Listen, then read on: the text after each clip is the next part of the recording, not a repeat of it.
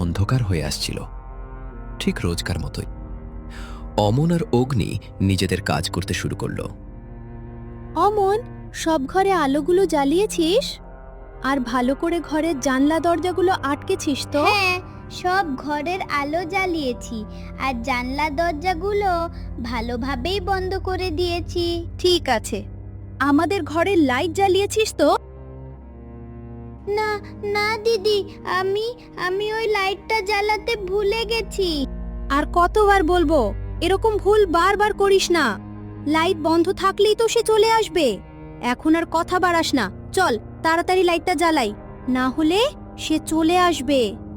দিদি, এখনই লাইটটা জ্বালিয়ে আসছি। আর যদি অন্য কোনো দরজা জানলা খোলা থাকে তাহলে ভালো করে লাগিয়ে দিস, সন্ধে হয়ে আসছে।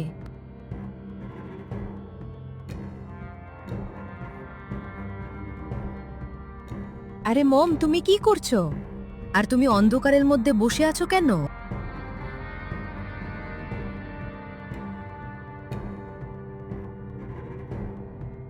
কতবার বোঝাতে হবে তোমাকে?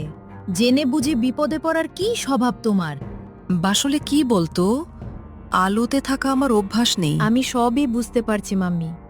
গত 3 বছর ধরে আমরা যে সমস্যার মধ্যে দিয়ে যাচ্ছি তাতে আলো জ্বালিয়ে রাখা কোনো অপশনই নয়, বরং এটাই আমাদের সেফটি। লাইট জ্বালিয়ে দিলে এমন কি হয়ে যাবে অগ্নি?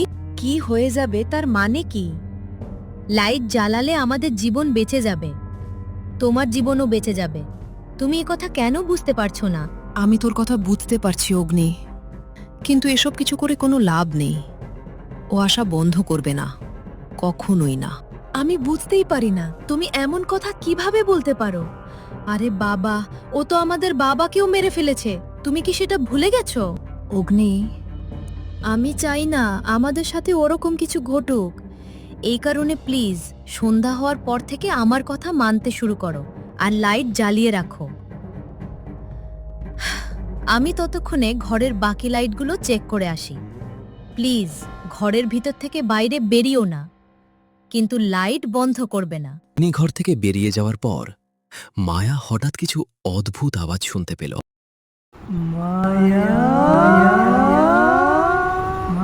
আওয়াজটা ঘরের বাইরে থেকেই আসছিল।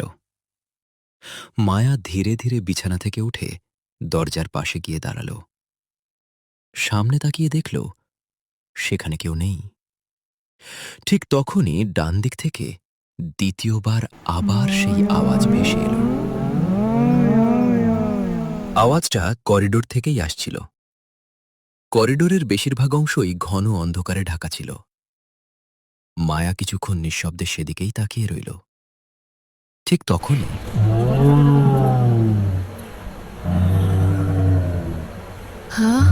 হ্যাঁ, আমার সাথে দেখা করতে আসবে না?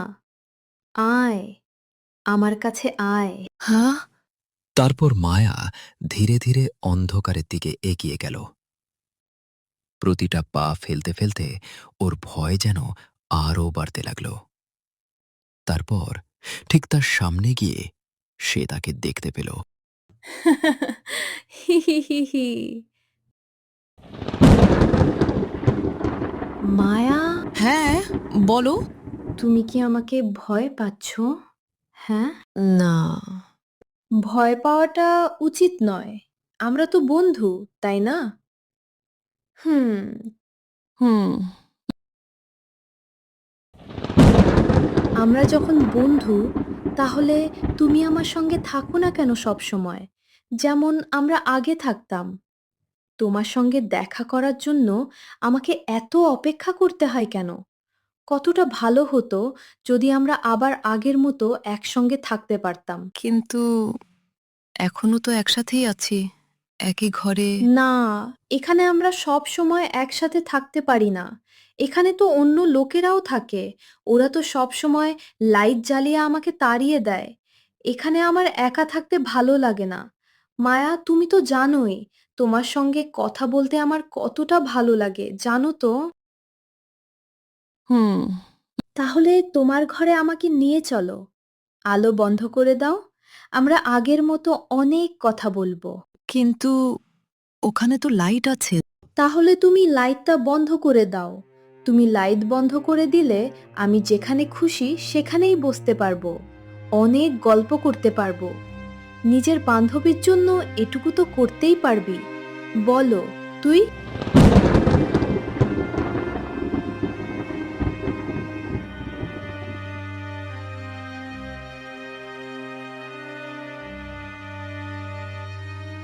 দিদি, কারেন্ট চলে যাবে।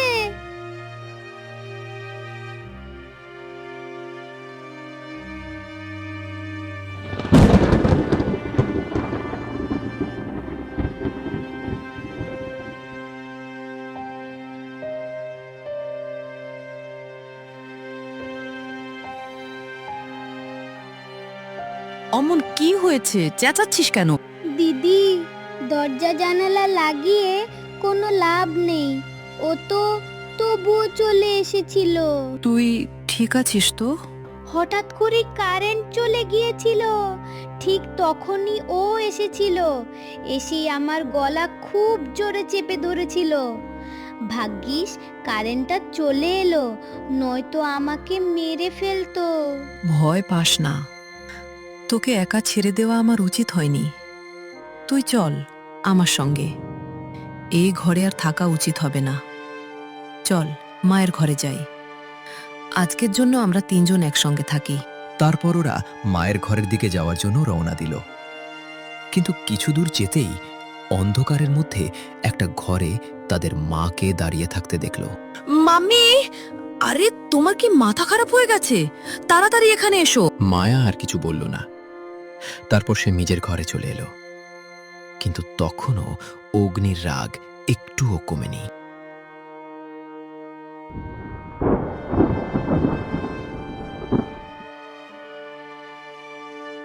আরে তুমি চাওটা কি? আমি তো তোমাকে বারণ করেছিলাম ঘর থেকে বেরোতে, তবু তুমি কেন গেছো বাইরে, তাও আবার অন্ধকারে? আমরা কিসের মধ্যে দিয়ে যাচ্ছি সেটা কি তোমার মজা লাগছে? সত্যি করি আমাদের জীবনে বিপদ আসতে চলেছে। যদি তোমার বিশ্বাস না হয় তাহলে অমনকে জিজ্ঞাসা করো। আজকে তো অমনকে প্রায় মেরেই ফেলছিল। অমনের কি হয়েছিল? আমার সোনা, তুই ঠিক আছিস তো? মাম্মা, ও আমার গলা টিপে দিয়েছিল, খুব জোরে লেগেছে। আমাকে ক্ষমা করে দে সোনা, আমার কারণেই তোদের এত কষ্ট সহ্য করতে হচ্ছে। না মাম্মা, তুমি নিজেকে কেন দোষ দিচ্ছ? এর মধ্যে তোমার কোনো দোষই নেই, আমাদের কারোরই দোষ নেই। আমি শুধু এই কথাটাই বলছিলাম, কারণ আমাদের যে কোনো মুহূর্তে বিপদ হতে পারে, তাই জেনে বুঝে নিজের জীবন ঝুঁকিতে ফেলো না। আমার কিছু হবে না সোনা। তুমি আবারও জেদ করছো। আমি জেদ করছি না, সত্যি কথা বলছি। ও আমাকে কিছুই করবে না, ও শুধু তোমাদের ক্ষতি করতে পারে। এই কারণে তোমরা এই বাড়ি ছেড়ে চলে যাও। হ্যাঁ, এ কি বলছো তুমি? তোমাকে ছেড়ে আমরা চলে যাব? সত্যি কথা বলছি, আমি অনেকদিন ধরেই তোমাদের জীবন বিপদের মধ্যে ফেলে দিয়েছি। এখন আর না, তোমরা কালকেই এই ঘর ছেড়ে চলে যাও। আশেপাশে অনেক ঘর আছে, সেখানে গিয়ে থাকো। আমি তোমাদের সঙ্গে ওখানেই দেখা করব। কিছু না হলেও অন্তত তোমরা বেঁচে থাকবে। মাম্মা, এসব বলা বন্ধ করো। কি সব বলে যাচ্ছ তুমি? এখন আমরা তোমাকে বাঁচানোর চেষ্টা করছি। তোমাদের কোনো চেষ্টা করতে হবে না অগ্নি। ব্যাস, আমি যেটুকু বলছি সেটুকুই কর, সব প্রবলেম শেষ হয়ে যাবে। এই বাড়ি ছেড়ে চলে গেলে ও তো আমাদের পিছু ছেড়ে দেবে, কিন্তু তোমার কি হবে? তুমি তো এখানেই থেকে যাবে। আর যদি তোমার কিছু হয়ে যায় তাহলে আমরা কি করব? অগ্নি, আমার কথা বোঝার চেষ্টা করো। না মাম্মি, তুমি আমার কথা বোঝার চেষ্টা করো। তাড়াহুড়ো করে কোনো কিছু ডিসাইড করা উচিত না। তুমি আমাকে একটু সময় দাও, আমি ঠিক কোনো না কোনো উপায় বের করে ফেলবো ওর থেকে বাঁচার জন্য। আরে, আমি তোর কাছে হাত জোর করে বলছি, দয়া করে ওর থেকে মুক্তি পাওয়ার কোনো চেষ্টা করিস না। কিন্তু আমি এসব থেকে মুক্তি পাওয়ার চেষ্টা করছি, তাতে তোমার কেন সমস্যা?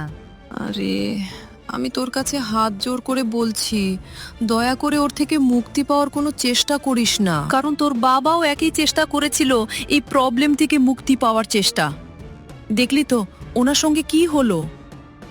আমি ওনাকে হারিয়েছি, আর এখন তোদেরও হারাতে চাই না। এই কারণে প্লিজ আমার কথা শোন আর এই বাড়ি ছেড়ে চলে যা। কিন্তু মা, আমি বলছি তো, ও আমাকে কিচ্ছু করবে না। আরে মায়া কেন কি করবে না? সত্যি সেই অশরীরীকে কারণ আগে থেকেই চিনত? ওকে আমি চিনি। আর গত তুমি 3 ওকে বছর চেনো? ধরে তাদের সঙ্গে কিভাবে ঘটে চিনলে চলা ওকে? এই রহস্যের উত্তর দাও, কি আসল করে চিনলে সত্যিটাই ওকে? বাকি। কিভাবে চিনলে ওকে? জানতে হলে কি করে অপেক্ষা চিনলাম করতে সেটা তোর হবে জানার কোনো পার্ট দরকার নেই। 2 এর জন্য।